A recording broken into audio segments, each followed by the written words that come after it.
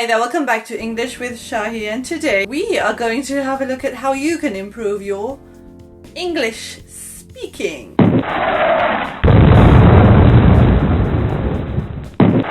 I've put together 10 things for you, well actually a few more than that, but let's get to it.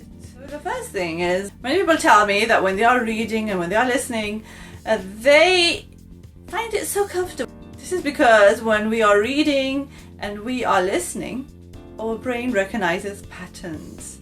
Okay, there is a pattern as to what somebody is going to say. There is a pattern about what's written. Okay, that we look at the words. And the information for reading and listening comes from outside of us. It's not from inside.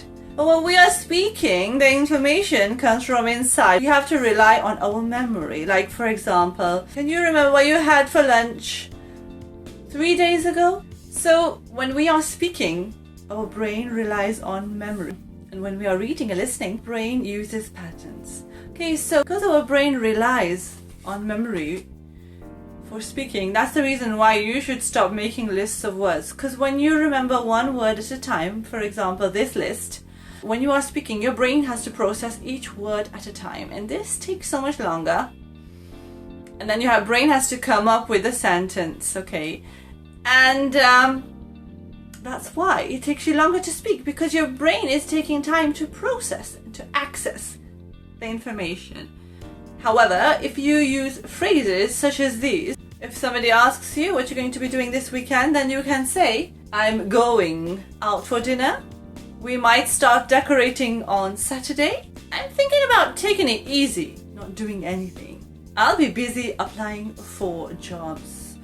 Okay, so these are phrases that you can use and you can change them. And that way your brain will find it easier to remember them, and you will think of these phrases more quickly because it's just one thing that you have to remember rather than separate words. That was number one, stop making lists and remember phrases. Number two is practice. You need to practice. Everybody needs to practice a skill. You need to practice whatever time you can get in it. For example, if I bought a bike, I just put it aside and didn't practice. Will I learn how to ride a bike? Then the answer is no, I won't. Because every skill, everything we need to do needs practice to perfect it. And here are some ways you can practice. Get out there, okay? Talk to anyone. Who is anyone? Strangers.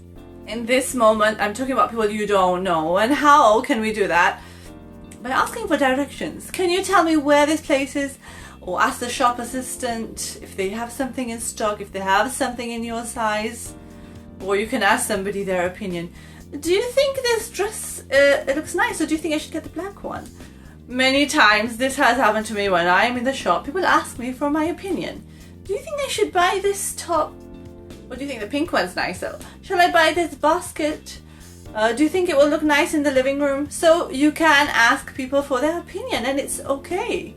Another thing you can do is call people up, okay? If you are calling, say, a car dealer's, if you are calling regarding anybody for a product or a service, have your lists of questions ready. They tell us this when we are calling to ask for jobs. So ask things like, do you have this in stock, or do you have this, or how much does this cost, or is there a pay plan, or all these questions that are related to the product. Okay, this will just give you practice, and the more, even there are silly questions, the more you practice, the more confident you will feel. If you have nobody to practice with, this is the biggest question people ask.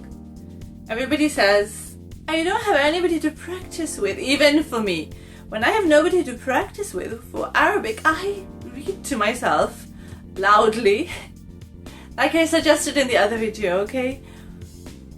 And just talk to myself. I know it doesn't have to be in front of the mirror. And you know what? This advice is not only given to you as a learner, but this advice is given to teachers when they start to teach. This advice I read the other day in a book for interviews, and say practice your interview in front of the mirror, talk to yourself, see what questions they might ask you. So it's not only for learning, it's for other things also. So don't feel silly. Many people say, oh, I don't like talking to myself. But hey, if you have nobody to practice with, you can. And there are other ways. You can follow a script, okay? So you can use a play. And there are many things out there. Dramas from BBC Learning English. And you can click on them and then you can learn English from that.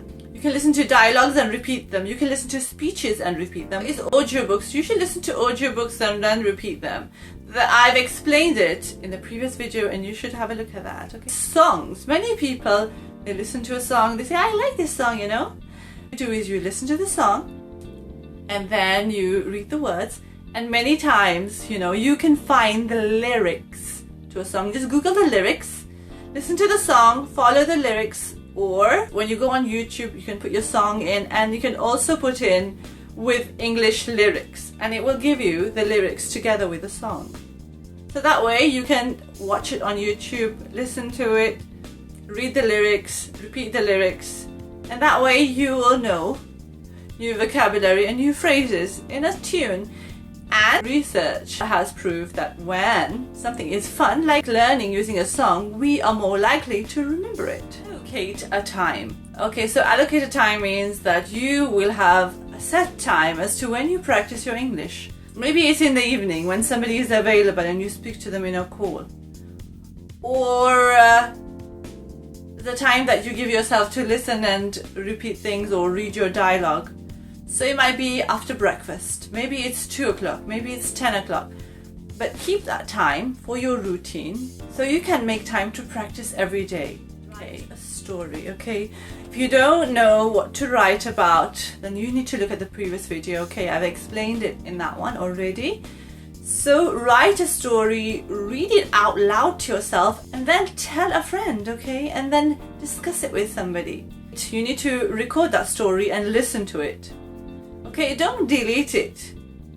After 1 month, go back and listen to it again, and you will see that you have made progress. But when you listen to your story, you might think, oh, I should be saying it like this or like that. This is a technique that many teachers suggest to their students to use.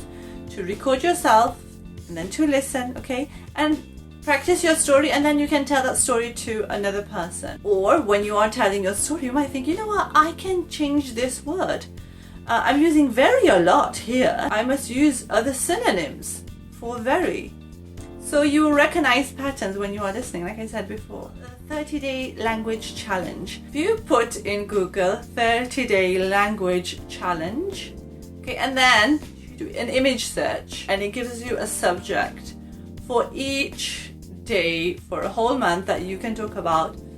Many people record themselves and they post it on social media, and perhaps you can do this also. Language exchange.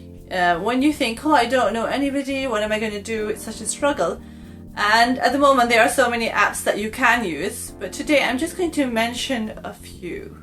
Okay, so you can use Hello Talk, which is free, and people do use VIP, where you can talk in groups with people. Okay, and you can post your language challenge on there for people to listen to. Okay, and correct your pronunciation or give you some kind of a feedback.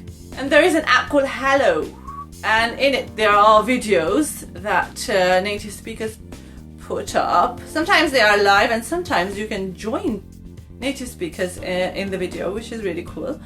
There is also Duolingo, which gives you like practice speaking, listening, reading.